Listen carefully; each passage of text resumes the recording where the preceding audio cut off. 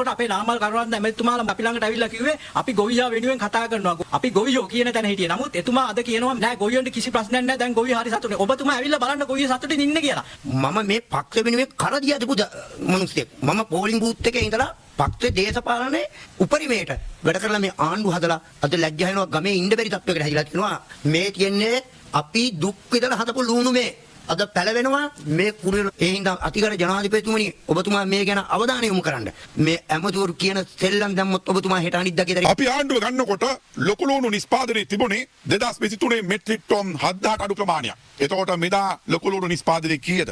Metric ton 60000කට ආසන්නයි. එහෙමනම් කලින් තිබුණු ප්‍රමාණය 8 ගුණයකින් 9 ගුණයකින් විතර වැඩි කරලා තියෙනවා. හැබැයි ඒ කාට ගැටලුවක් තියෙනවා. හැබැයි ඉදිරි කන්න තුල ලොකු ලුණු ගොවියටවත් බඩලුණු ගොවියටවත් අල්තපල් ගොවියටවත් ගැටලුවක් ඇති වෙන්න ඉඩ තියන්නේ.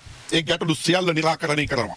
ලාල්කාන්ත කියනවා අපිට ණයට ගන්නයි කියලා. අපිට ලාල්කාන්ත කියන්න ඕන. නමුත් අපිට හිමිකමක් තියෙන පොහොරතානාධාරී අපිට ලැබෙන්න සලස්සන්නේ කියලා අපි කියනවා. අමාත්‍යවරයා මම දැක්කා ඊයේ පෙරේදා සහ නිරන්තරයෙන් මාධ්‍ය සාකච්ඡාවලදී කියනවා අන්න අපි පොහොරතානාධාර මුදල් දුන්නා. අපි අහන්නේ අමාත්‍යවරයාගෙන් ගොවිජන සංවර්ධන දෙපාර්තමේන්තුවේ මේ මාසයේ 17 වෙනිදා පොහොර දුන්න ලේඛනය අරගෙන පරීක්ෂා කරලා බලන්න කී දෙනෙකුට මුදල් දීලා තියෙනවද? පොඩි ප්‍රමාණ තමයි දීලා තියෙන්නේ. 140කටත් වඩා අඩු ප්‍රමාණයක්. කෙසේ වෙතත් කැබිනට් ප්‍රකාශක අමාත්‍ය වෛද්‍ය නලින්ද ජයතිස්ස මහතාද කැබිනට් තිරණ දරුම් දීමේ ප්‍රති සාකච්ඡාවේදී අද පැවසුවේ ගොවීන්ගෙන් 90%කට පමණ පොහොර සහනාධාරය ලැබී ඇති බවයි. ගොවිජන සංවිධාන කියන තොරතුරු නිවැරදි නැහැ. මම කියන්නම් ඉලක්කම ගොවිජන සේවා දෙපාර්තමේන්තුවේ ඉදිරිපත් කරපු ඉල්ලුම් කරන ලද ගොවීන් 7,21,616න් 6,50,079කට ඒ කියන්නේ 90%කට මේ රුපියල් 15,000 ලබා දීලා තියෙනවා. ඉල්ලුම් නොකරපු අය ගැන කරන දෙයක් නැහැ. සමහරට කියන්න පුළුවන් මේ සම්බන්ධ කිසි ප්‍රශ්නයක් නැහැ. නෑ උවරන් ඉතින් වෙන් හදාගත්ත ප්‍රශ්නේ ඉතින් පොර විකුණන්න අදාළ පුජ්‍යනිකාංශනයක දීලා වී වලට ඒකට සල්ලන මිලක් දීපුවාම මේක පාලනය කරන්න ගිහපුවම වෙන දේවල් ඒ පාලනය කරන ක්‍රමවල ප්‍රශ්න තියෙන්නේ.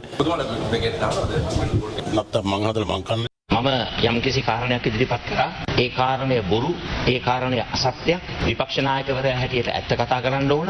යනාදී වශයෙන් මට චෝදනා මුඛයෙන් මේ කරුණු කාරණා එල්ල වුණා. මම මේ අවස්ථාවේ ඔබතුමාගෙන් අවසර ඉල්ලා සිටිනවා. මම කිව්වේ බොරුවක් නෙවෙයි. මම සත්‍යයක් කිව්වේ. විශේෂයෙන්ම මම ප්‍රකාශ කරපු කාරණාව තමයි පොලිසියකින් පොලිස් සහතිකයක් ලබා ගන්නකොට මහජන ආරක්ෂක කමිටුව, සිවිල් ආරක්ෂක කමිටුව මම දන්නේ මොකද්ද භාවිතා කරන වචනේ කියලා. ඒ කමිටුවේ අනිවාර්ය නිර්දේශය ලබා දී යුතුයි කියන කාරණාවයි මම ඉදිරිපත් කරේ. මම මේ මොහොතේ සභාගත කරනවා, හැන්සත්ගත කරනවා හක්මන පොලිස් ස්ථානාධිපතිතුමාට යවපු ලිපි දෙකක්. කවුද යවන්නේ? යසන්ත ආර්යසේන සභාපති මහජන ආරක්ෂක කමිටුව. මම ඒක හැන්සත්ගත කරනවා, සභාගත කරනවා. ප්‍රෙසිඩන්ට් සෙට් කරන්න එපා මෙතන ප්ලීස්. කරුකා නියෝජක කතානායක. මෙතන 91 උ යටතේ එතුමාට පොයින්ට් ඔෆ් ඕඩර් එකක් රේස් කරන්න පුළුවන්. නමුත් 91 උ යටතේ එතුමාට වරප්‍රසාද ප්‍රශ්නයක් ඉදිරිපත් කරන්න බලයක් නැහැ. මට නම් කිසි ප්‍රශ්නයක් නැහැ. මට පුළුවන්. ඔරලෝසුවක් තියෙනවා. ඒ නිසා මම නියෝජක කතානායකතුමනි විපක්ෂ නායක නෙමෙයි කවුරු වුණත් മന്ത്രിවරු අපි ඒකට ස්ටෑන්ඩින් ඕඩර්ස් තියෙනවා. මාතර පොලිසියේ එළිය ප්‍රදර්ශනය කරලා තිබුණු මේ දැනුම් දීම පොලිස් වාර්තාවක් ලබා ගැනීමට අවශ්‍ය ලියකියවිලි මෙන්න සිවිල් ආරක්ෂක කමිටුවේ ලිපිය තියෙනවා. කොහෙද තියෙන්නේ? මාතර පොලිසියේ නෝටිස් බෝඩ් එකේ. ඊට පස්සේ මොකද දන්න දුන්නේ? මේ පාර්ලිමේන්තුවේ මේ කාරණාව මතු කරන් පස්සේ අද උදේ ඉඳලා ඒ කෑල්ල විතරක් මකලා තියෙනවා. මේ දෙකම මම හැන්සත්ගත කරනවා. ඇත්ත වාර්තා කරපු මාධ්‍යවේදීන්ව අද CID එකට කැඳවනවා. අසික්කිතයි, නින්දිතයි. සභානායකගේ නීතිය ඔබතුමා ක්‍රියාත්මක කරන්න යන්න එපා. කතානායක වගේ. සභානායකට කියන නීති කියවලා නැහැ කියන්නේ. ඒ ඇවිල්ලා ඔබතුමාට අභියෝග කරන්න බෑ. මම ඔබතුමාගෙන් කරුණාකරලා ඉල්ලා සිටිනවා. ගොඩාක් සද්ද දැම්මම ඔබතුමා ස්ටෑන්ඩින් ඕඩර්ස් වයලේට් කරලා ඉඩ දෙනවා නම් එම අවස්ථාව අනිත්‍යයට ඒකට දෙන්න කියලා. සද්දෙන් කතා කරාම බය වෙන්න එපා නියෝජක කතානායකතුමා. සද්දෙන් කතා කරාම නියෝජක කතානායකතු බය වෙන්න එපා. අධ්‍යාපනයට 106ක් දෙනවා කියන එකේ ප්‍රකාශිකාව ලෙස ගරු අග්‍රාමාත්‍යතුමිය හරණි අමරසූරිය මැතිතුමිය වගේම පෙළපාලි විරෝධතා පාගමන් ගියපු 30කට වැඩි පිරිසක් නියෝජනය කරන මේ පාර්ලිමේන්තුවේ කතා කරන්න ලැබීම මම සුවිශේෂී අවස්ථාවක් හැටියට දකිනවා. එහෙම කිව්ව මේ ආණ්ඩුව මේ අයවැයෙන් අධ්‍යාපනයට වෙන් කරලා තියෙන්නේ 102යි. ගරු නියෝජක කතානායකතුමනි මෙතන කතා වුණා අධ්‍යාපනය වෙනුවෙන් වෙන් කරපු මුදල් පිළිබඳව.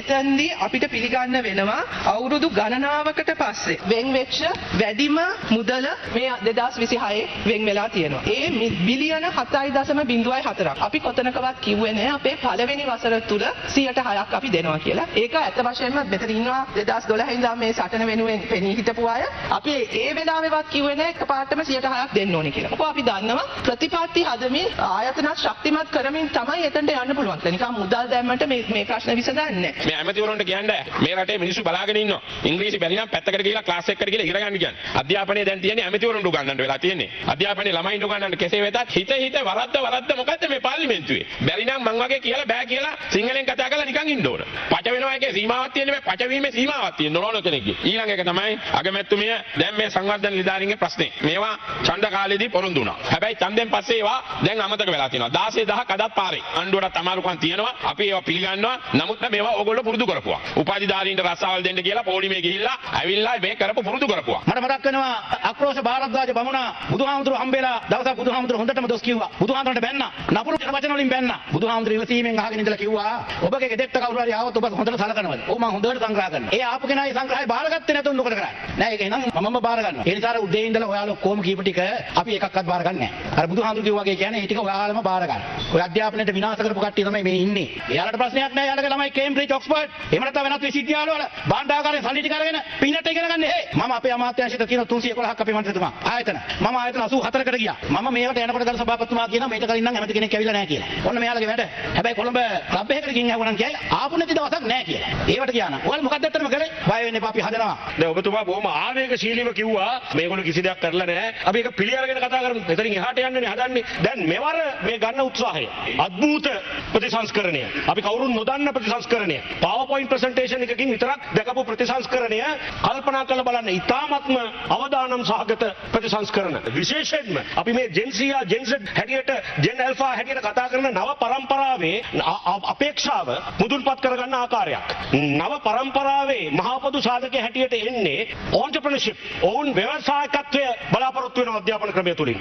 ඒගොල්ලන්ට ඕන රැකියාවක් කරන්න නෙමෙයි. ඒගොල්ලන්ට ඕන Taman ස්වාධීනව වැඩ කරන්නට, Tamanට ධනයක් උපයා ගන්නට.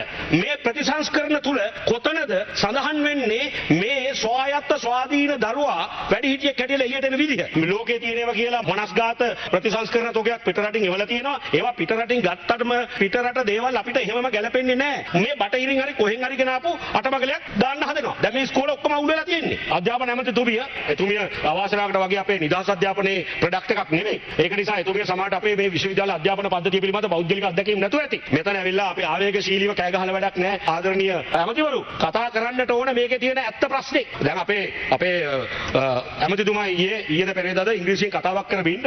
ඔහු කිව්වද ඇත්ත. අපේ අධ්‍යාපන ක්‍රමය තුල අපිට මේ ඉංග්‍රීසි අධ්‍යාපනය ලබා ගැනීම සඳහා ඒ අවශ්‍ය පසුබිම සකස් වෙලා නැහැ. දැන් එතුමා ඒ කතාව කියන අතරේ කිව්වද ඒක වෙන විදිය දැන් කොහොමද ඒක වෙන්නේ? දැන් අනාගත දරුවන්ට ඉංග්‍රීසි අධ්‍යාපනය ලැබෙන්නේ කොහොමද? මේ ක්‍රමය තුල. අන්න ඒ ව්‍යුහාත්මක වෙනස්කම් සංවාදයට ලක් වෙනවද? මේ මොඩියුල ක්‍රමය තුල ඒක වෙනවද? අන්න ඒ වගේ මතු පිටින් අරගෙන මේ අධ්‍යාපනය දිහා බලන්න එපා කියලායි අපි අවංකව ඉල්ලා කැටගරි කරාස විශ්වවිද්‍යාල ශිෂ්‍යයන් වශයෙන් සර් මේ දවස් ටිකට මේ 30 ඉඳලා අත්අඩංගුවට ගත්ත ප්‍රමාණය ගත්තාම සර් 7 දිනක් අපි අරගෙන තියෙනවා විශ්වවිද්‍යාල ශිෂ්‍යයෝ සර් ඊට පස්සේ පාසල් ශිෂ්‍යයන් 42ක් අත්අඩංගුවට අරගෙන තියෙනවා ත්‍රිවිධ හමුදා නිලධාරීන් 24ක් පොලිස් නිලධාරීන් 4 දෙනෙක් සහ ගුරුවරුන් 4 දෙනෙක් සහ දේශපාලඥයින් 2 දෙනෙක් අපි මේ දවස් ටිකට සර් අත්අඩංගුවට අරගෙන තියෙනවා සර් පාසල් ළමුන් පිරිමි ළමුන් 5671ක් සර් අත්අඩංගුවට අරගෙන තියෙනවා සර් විසම ද්‍රව්‍ය කියන්නේ ගංජා හෙරෝයින් ඊට පස්සේ කොකේන් වගේ අත්අඩංගුවට පාසල් ළමුන් කියන්නේ 21කට වඩා අඩු ළම සමහර පාසල් යන්නත් පුළුවන් නොවෙන්නත් සමහර උසස් අධ්‍යාපන ආයතන වල ඇති නමුත් සමහර මුත් නොකරන අය ඇතිනේ ඔව් සර් 100කට වඩා අඩු අයගේ අඩුවට මෙන්න මේ දේශයට මං ඉල්ලීමක් හැටියට යන්න ඕනේ සර් මම එක්සයිස් නාකොටික් හිටියා අවුරුදු 12ක් මම මද්‍රව්‍ය වැටලීම් කරලා එහෙම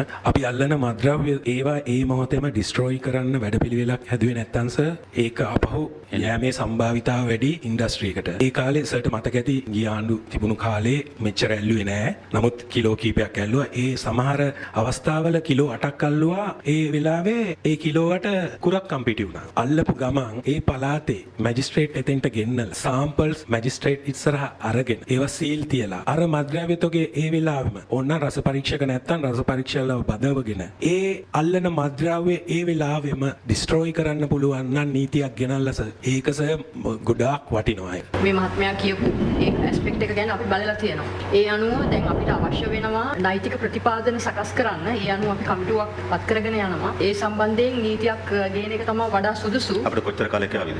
ඉක්මනින් කරන්නට පුළුවන් වෙයි. මොකද අපිට අවශ්‍යතාවය තියෙන නිසා.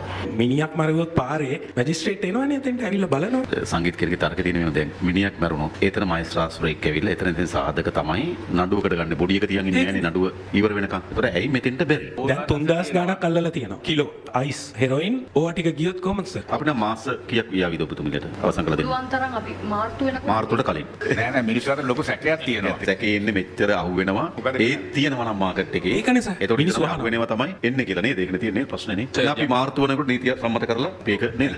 ජනමාධ්‍යවේදීන් පාලනය සඳහා පොලිසිය යොදා ගන්න ගතියක් පේන්න තියෙනවා. උතුමාලා පුවත්පත් කතුවරෙක් CID කැඳවලා තියෙනවා. තමයි ඒකටම මේ දැන් අද පන්ති ඉදිරිපත් කළා තියෙනවා මේ මාතර පොලිසියේ දැනීම් පූර්වයේ සඳහන් කරලා තිබ්බා කියලා මේ සිවිල් ආරක්ෂක කමිටුව හෝ මහජන ආරක්ෂක කමිටුවේ මේ සර්ටිෆිකේට් එක අරගෙන එන්න ඕනේ කියලා මේ පොලිසිය සඳහන්. ඔය එක දාලා තියෙන සිවිල් ආරක්ෂක කමිටුවේ කියලාද මහජන ආරක්ෂක කමිටුවේ කියලාද? ඒක ආවරණය සෝස් එක මොකද්ද? සජිත් ප්‍රේමදාස. පාර්ලිමේන්තුවේ වාර්තා කරා කියලා දාලා තියෙනවා. මානපඩ සජිත් ප්‍රේමදාසද කියලා සෝස් එක. සිවිල් ආරක්ෂක කමිටුව හෝ ප්‍රජා ආරක්ෂක කමිටුව කියලා જાතියක් අපේ ආණ්ඩුව යටතේ නැහැ. අපිට තියෙන්නේ මහජන ආරක්ෂක කමිටුව. හරිද? ඒ නිසා මම කියන්න කැමති සෝස් එක තව චුට්ටක් ස්මාර්ට් වෙනවා නම් හොඳයි. නැත්නම් ටොමැටෝ සෝස් ගන්නට වැටෙනවා. හැබැයි දැන් මේ ප්‍රවෘත්තියක් සම්බන්ධයෙන් මාධ්‍යවේදීන් අපරාධ පරීක්ෂණ දෙපාර්තමේන්තුවට කැඳවීම සම්බන්ධයෙන් යම් ගැටලුවක් තියෙනවා. රටේ පත්‍ර ගොඩක් තියෙනවා අඩු ගානේ 100 කෙනෙක්වත් එහෙම CID එකෙන් හරි පොලිසියෙන් හරි කැඳවන්නේ නැහැ නේ. ඔබත් ලියනවනේ. මේ එක ප්‍රවෘත්තියක් සම්බන්ධයෙන් තමයි කැඳවීම කරලා තිබෙන්නේ. ඒ ප්‍රවෘත්තියේ සඳහන් වෙන්නේ අනුරාධපුර දිස්ත්‍රික්කයේ එක්තරා ප්‍රාදේශීය ලේකම් කොට්ටාසයක ඉන්න ග්‍රාමලධාරීවරු මේ මහජන ආරක්ෂක කමිටුවෙන් ලිපියක් අරගෙන එන්න කියලා කිව්වාය කියලා තමයි ප්‍රවෘත්තිය පළ කරලා තිබෙන්නේ. ඒ ග්‍රාමලධාරීවරු සහ ප්‍රාදේශීය ලේකම්වරයා අයත් වන රාජ්‍ය පරිපාලන අමාත්‍යාංශයෙන් හෝ මහජන ආරක්ෂක අමාත්‍යාංශයෙන් කිසිදු අවස්ථාවක ලිපියක් චක්‍රයකයක් නිකුත් කළා නැහැ. මහජන ආරක්ෂක කමිටුවෙන් එහෙම ලිපියක් අරගෙන එන්න කියලා. රජය නොදැන රාජ්‍ය නිලධාරීන් පිරිසක් රජය සහ මහජනතාව අපහසුතාවයට පත්වන ආකාරයට කටයුතු කරනවා නම් ඒ සම්බන්ධයෙන් සොයා බලලා මහජනතාවගේ සුවපහසුව සුවසිද්ධිය වෙනුවෙන් කටයුතු කරන රජ වකීමක්. ඒ ගැන තොරතුරු අහන තමයි මම හිතන්නේ එතුමාට එන්න කියන්නේ.